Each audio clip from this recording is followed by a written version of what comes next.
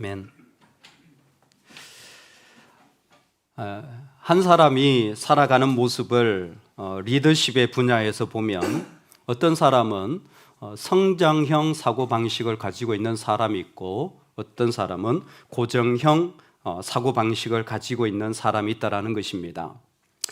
이 성장형 사고방식을 가지고 있는 사람들은 자신이 좀 더 나은 사람이 되어지는 것, 조금 더 나은 존재가 되어지는 것에 상당히 많은 관심을 가지는가 반면 이 고정형 사고방식을 가지고 있는 사람은 결과물, 그리고 숫자, 그리고 사람들이 어떻게 평가하느냐에 대한 인식이 대단히 큰 몫을 차지한다는 것입니다. 단적인 예로 2016년 리우데자네이루에서 열린 올림픽에 푸이완 후이 선수가 자신의 종목에서 동메달을 따게 되었습니다. 동메달을 따고 온 그 선수를 인터뷰를 했는데 그냥 축하드립니다라고 인터뷰를 하려고 시작했다가 자신의 기록이 자신의 최고 기록인 58초 95에 들어왔다라는 이야기를 듣고는 뛸 듯이 기뻐하는 겁니다.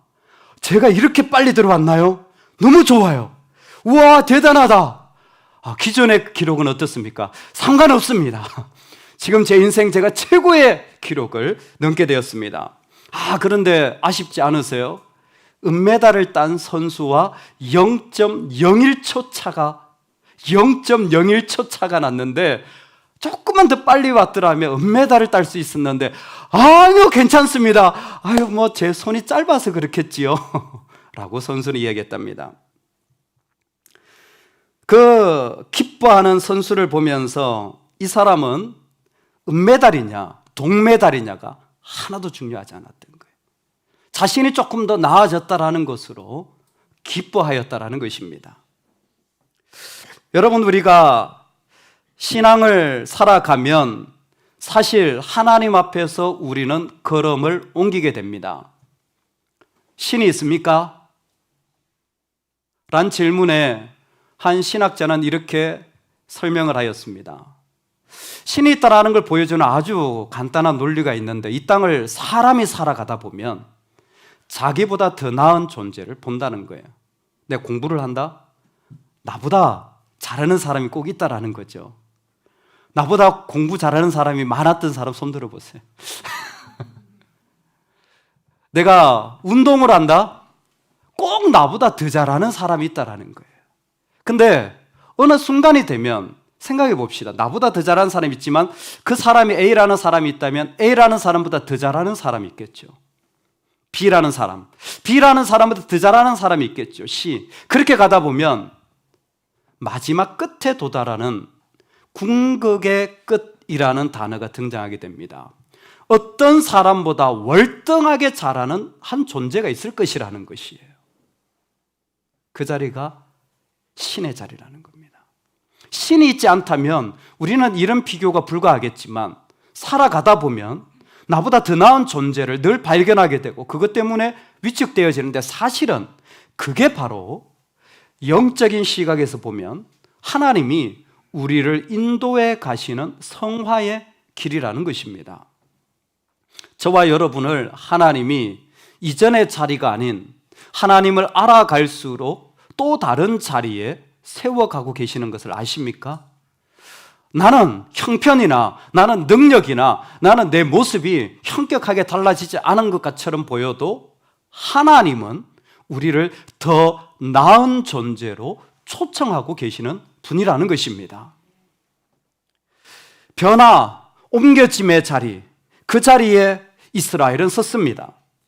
시내산에서 출발한 그들이 이제는 모압 평지에 오게 되었고 1세대로 출발했던 자들이 그 모든 사람들은 다 죽고 2세대가 되었습니다. 어떤 분이 그런 얘기를 하더라고요. 2세대의 특징이 있는데 요수아와 갈렙 빼고는 전부 다 60세 이하라는 거예요. 왜 40년 동안 광야에서 다 죽었고 1세대는 20세 이상을 계수한다고 치면 산술적으로 60세 이하라는 거예요. 아직 한갑 안 된 분들이라는 거죠. 어쨌든 하나님이 새로운 자리에 옮기시는데 그곳에서 오늘 첫 번째로 옮겨진 자리를 우리로 보게 하여 주십니다. 어떤 자리를 보게 합니까? 이제 네가 옮겨질 타이밍이라는 거예요.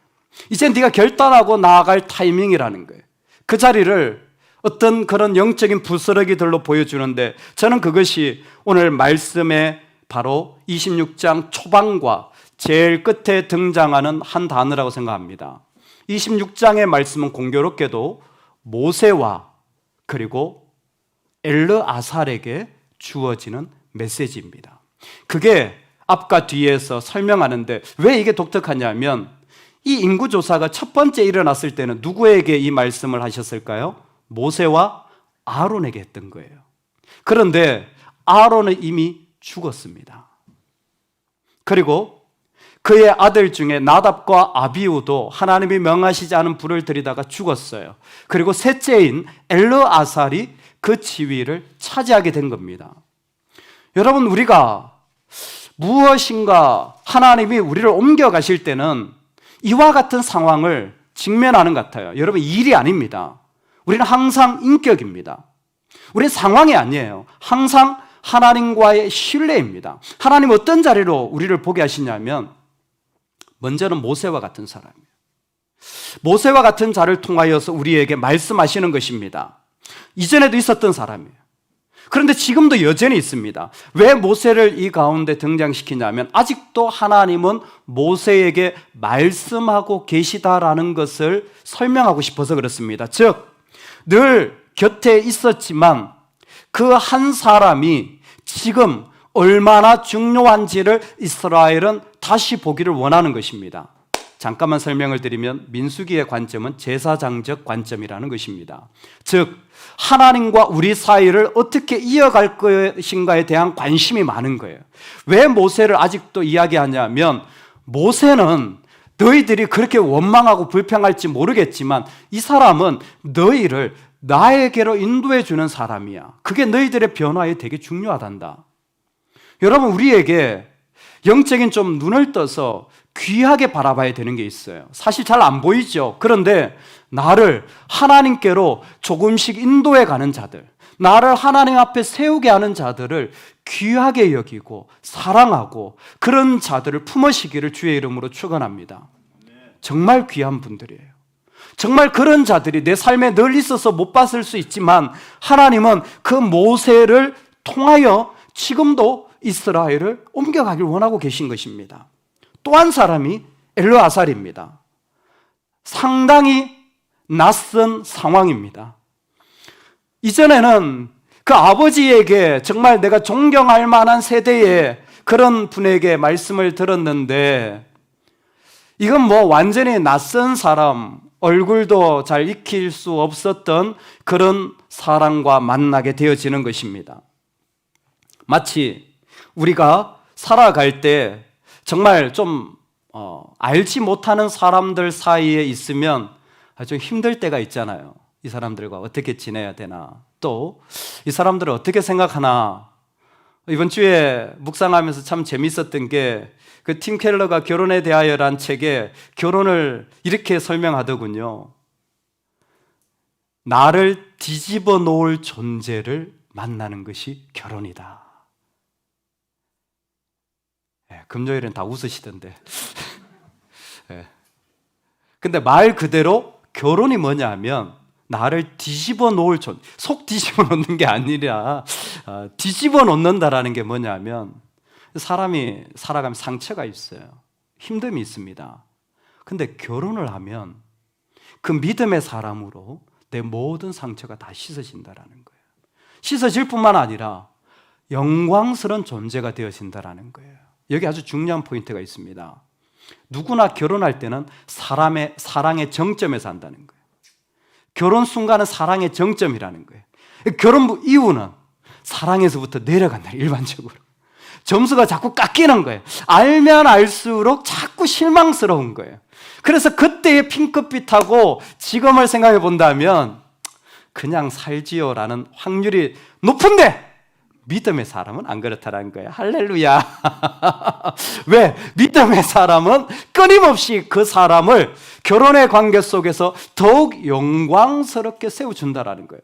왜 낯설지 않겠습니까? 살아갈수록 이 사람이 이런 사람인가? 이런 사람인가? 실망 쪽에 가까운데 그 가운데 믿음 있는 사람은 그런 자리를 옮겨간다는 거예요.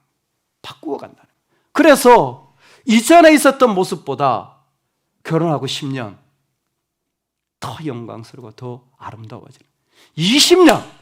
와, 이건 뭐 너무 놀라운 거죠. 자, 30년 이상 손 들어보세요. 여러분들은 주님과 거의 동기동창이신 줄로 믿습니다. 내가 아니라 내 믿음의 배우자가 나를 세워주는 거죠. 엘르아살이 그와 같은 존재인 거예요. 어떻게 보면 그는 빅마우스였던 아론에 비할 바가 아니었을 것이에요. 하지만 하나님은 엘르아살을 세움으로 이 세대가 새로운 영광스러운 자리에 들어가게 됨을 말씀하여 주는 것이었습니다. 그 일들을 지금 주님은 시작하십니다. 여호와께서 모세에게 말씀하여 이르시되 이 명수대로 땅을 나눠주어 기업을 삼게 하라. 인구를 다 세웠어요. 그 인구를 센 목적이 앞에서는 군사력을 위한 것이라면 오늘 인구를 센 목적 두 번째 26장의 목적은 정확하게 땅을 나누어 주기 위해서라고 말씀하고 있습니다. 여러분, 땅은 무슨 땅일까요? 모압 땅일까요? 아니죠. 무슨 땅이죠? 가나안 땅이죠. 그런데 이들은 지금 어디 있습니까? 모압 땅에 있어요. 아직 받지도 정복하지도 않은 땅을 하나님이 미리 나누게 하시는 이유가 있습니다. 왜? 나눠 주어 기업을 삼게 하라.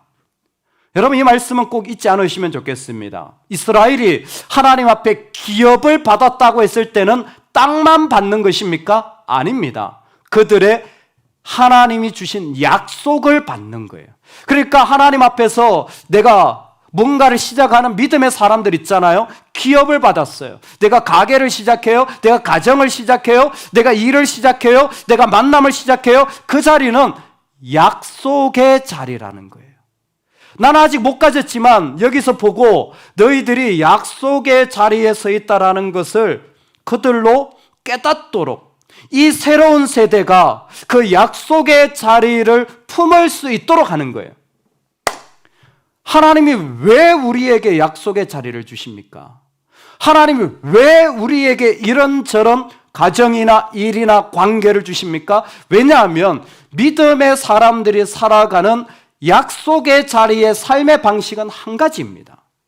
그 모든 자리는 내 땅이 아니라 내 생산력이 아니라 하나님과의 관계에서 그 삶을 풀어가야 할 자리라는 것입니다.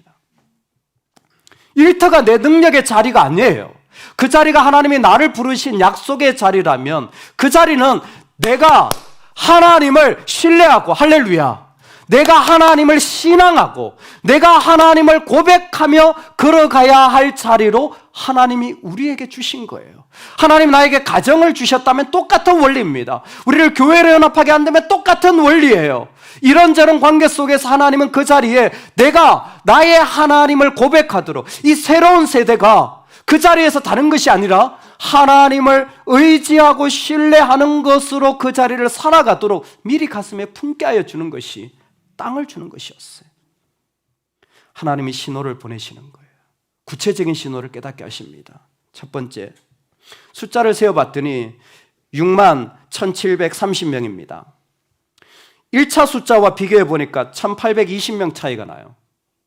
여러분, 사실 25장에서요 연병 때문에 2만 4천 명이 줄었습니다. 바로 앞에서 2만 4천 명이 죽었어요. 2만 4천 명이 죽었는데 전체 토탈을 해보니까 거의 변화가 없어요. 무슨 얘기입니까? 하나님이 함께 하시면서 지금 세워가고 있다는 거예요. 나는 광야 가운데 힘들고 엄청나게 어려운 일들이 많았는지 모르지만 여전히 하나님은 그 전체 일들을 이끌고 가신다는 겁니다. 두 번째, 레위인들은 숫자에 넣지 않습니다.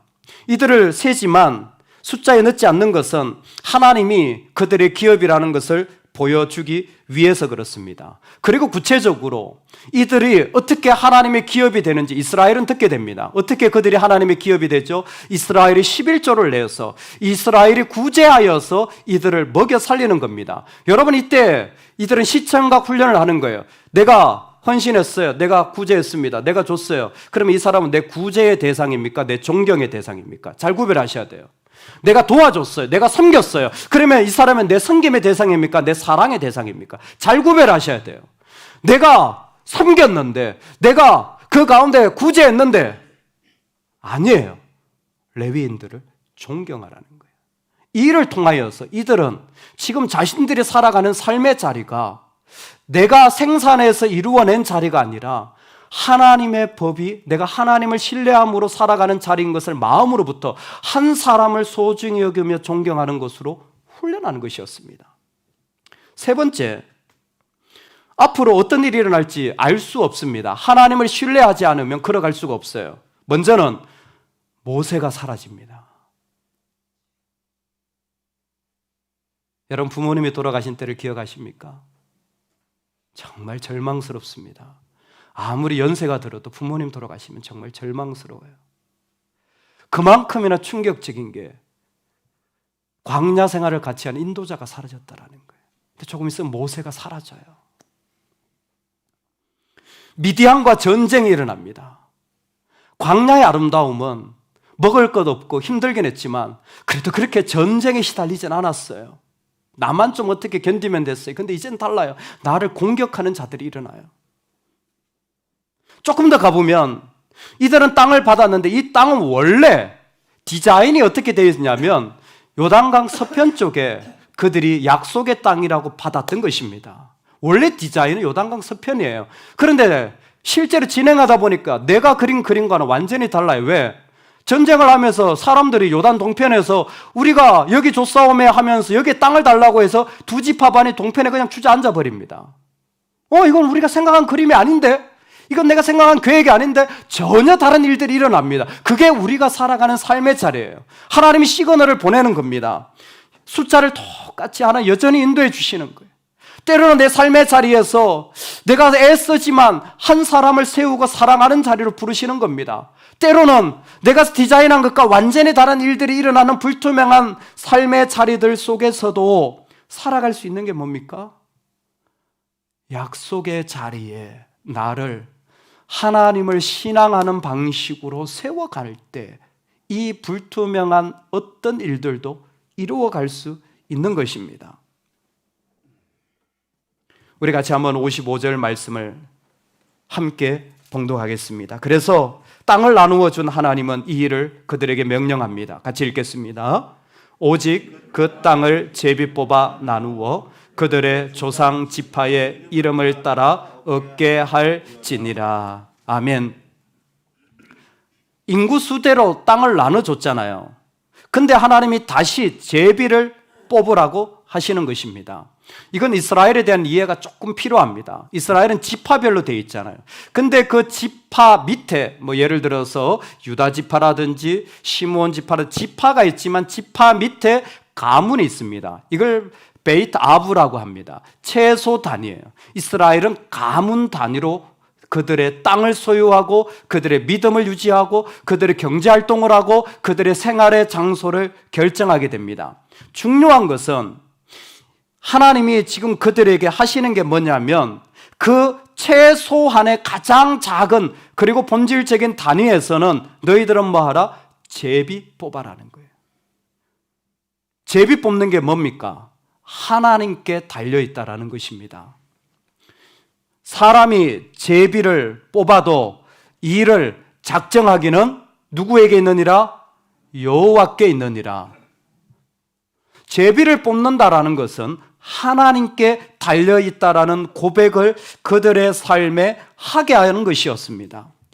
사실 이 제비 뽑기는 신약에 마띠아를 새로운 제자로 뽑는 것으로 끝이 납니다. 그리고 더 이상 제비 뽑기는 성경에 등장하지 않아요. 왜 그럴까요? 성령이 우리를 인도하시는 세대이기 때문에 그렇습니다. 더 이상 제비를 뽑을 필요가 없어요. 왜? 제비를 뽑는 것 자체가 하나님께 달려있다라는 고백을 하는데, 성령을 받은 자들은 성령이 이끄는 대로 살아가기 때문에 이미 그 삶의 자리에 제비 뽑기가 없어요. 이 자리를 하나님 말씀하시는 게 뭡니까? 너의 인생은 하나님께 달려있다. 너 그걸 볼 수 알아야 돼. 너 그거 볼 줄 아는 시각이 진짜 중요하다. 너의 인생은 사람에게 달려있지 않고 하나님에게 달려있다라는 걸 알려주기 위하여 그들에게 제비뽑기를 하는 거예요. 그 제비를 뽑으면서 하나님께 이 사실이 달려있구나. 좀 미중 관계로 별로 좋은 평을 받지 못했지만 뮬란이라는 영화가 나왔습니다. 그 영화에 보면 이 뮬란이라는 여성이 나오는데 한 집안의 딸로 나옵니다. 그런데 전쟁에 아버지가 몸이 불편하신 관계로 나가지 못하는 상황에 그래도 나가려고 하는 차에 이 딸이 변장하여서 군사로 나가게 되는 스토리입니다. 원래 이 딸은 사실 군사적인 그런 기질이 아니면 그 안에 특별한 어떤 그런 기질이 강했던 여성이었지만 문화가 여성이 그렇게 남자처럼 뛰어다니는 것을 허락하지 않는 때이기 때문에 아버지는 딸을 사랑했지만 여성적으로 기르려고 상당히 노력을 했습니다. 그러나 결국 그 전쟁 가운데 이 뮬란이 아버지를 대신해서 나가게 되고 그 남성들 틈에서 자기의 일들을 겪고 결국은 사실 군대에 여자가 들어오거나 아니면 거짓말을 하는 것은 불명예로 쫓겨나게 되는 수치스러운 일들임을 알면에도 불구하고 갈등을 겪으며 결여하다가 결국 자기가 여성임을 밝히게 됩니다. 마지막 스토리가 참 재밌더군요. 전쟁을 마치고 집에 돌아옵니다. 사실은 뮬란이 주인공이니까 황제가 어려움에 처했는데 황제를 구하게 돼요. 그리고 집에 들어와요. 황제를 섬기는 걸 뒤로하고 나는 내 가족을 먼저 섬겨야 합니다. 아버지 앞에 섰는데 아버지가 화를 내실 거라 생각을 했어요. 왜? 아버지 몰래 거짓말해서 아버지의 칼을 가져가고 아버지 몰래 군대에 가고 아버지 몰래 했기 때문에. 근데 아버지가 화를 내는 게 아니라 아버지가 딸을 향해서 이렇게 말합니다. 너는 늘 내 곁에 있었지만 이제야 내가 너를 알아보게 되었다.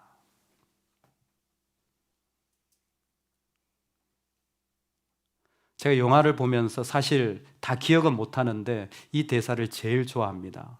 몇몇 싸움의 영화에도 보면요, I see you, I see your face 라는 대사가 사실 여러 다른 영화에도 있었던 것을 기억하고 있어요. 알아보는 거예요. 없어서가 아니라 어떤 때에 알아보는 겁니다. 왜 제비뽑기를 합니까? 하나님이 계신 것을 못 알아보는 거예요. 근데 이제는 좀 알아보면 좋겠다라는 거예요. 하나님이 허락하시지 않으면 참새 한 마리도 떨어지지 않아. 하나님이 허락하시지 않으면 의인은 절대 요동하지 않아. 하나님이 허락하시지 않으면 이 세상에 어떤 것도 움직여지지 않는단다. 네가 나를 알아보면 좋겠다. 네가 나를 알아보면 좋겠다. 이수야, 예수님을 믿는다라는 것은 예수님을 만나는 거야. 예수님을 만나는 건 내 생각이나 마음이 예수님 때문에 달라지는 거야. 다시 말해서 예수님으로 다시 태어나는 거지. 아빠, 그러면 내가 엄마 뱃속 다시 들어가는 거예요? 진짜 성경에 있었던 그 표현 똑같이 하는 거예요. 깜짝 놀랐어요. 다시 태어난다는 말을 하니까 이수는 그 수준에서 생각하더군요. 여러분 거듭나셨습니까? 여러분의 생각의 마음이 하나님을 알아보십니까?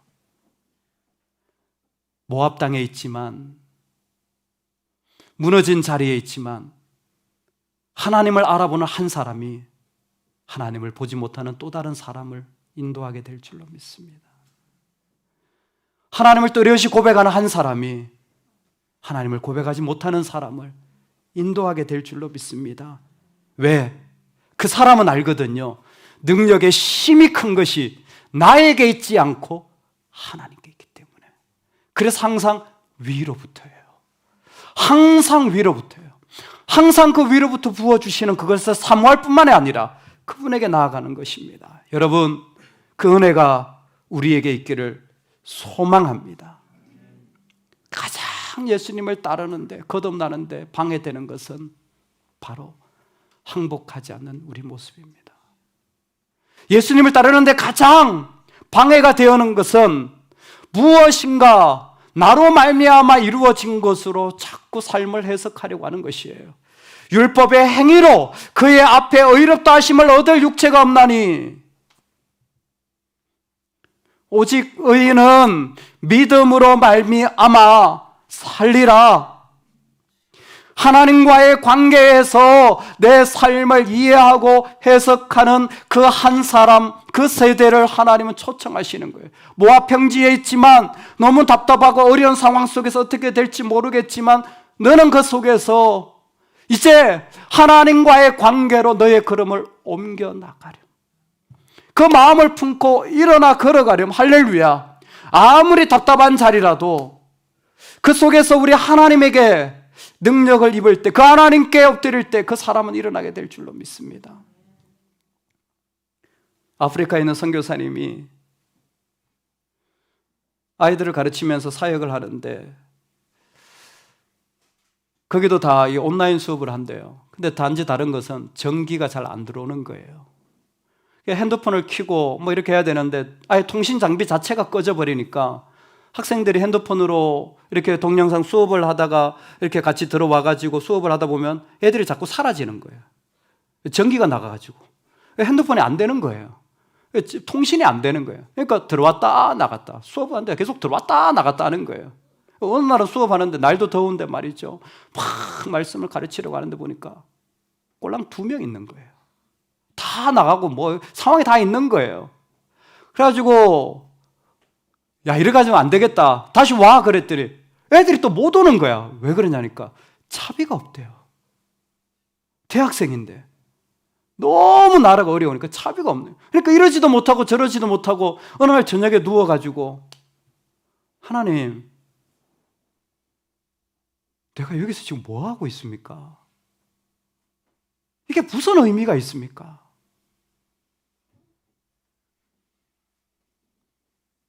무슨 의미가 있습니까?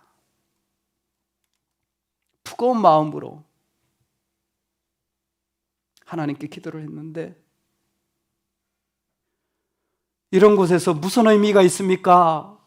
라고 질문을 하나님께 드렸더니 그분이 그 마음에 하나님이 주시는 감동 같은 마음이 드는데 그러시더라는 거예요. 이런 곳이니까 너를 불렀지. 이런 곳이니까 너를 세웠지. 그리고는 거기에 자신의 감사의 기도를 적었더군요.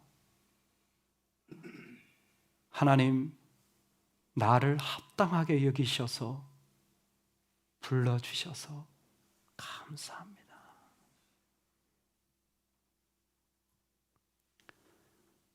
우리가 살아가는 자리에 정말 길을 모르고 의미를 모를 때가 많지만 그러기에 하나님이 우리를 그 자리에 세우시고 위로부터 내려지는 능력으로 그 자리에 서 있으라고 세우신 줄로 믿습니다. 하나님이 우리에게 세우신 이 자리를, 합당하게 여겨서 부르신 이 자리를, 네가 딱 맞다고 해서 허락하신 이 자리를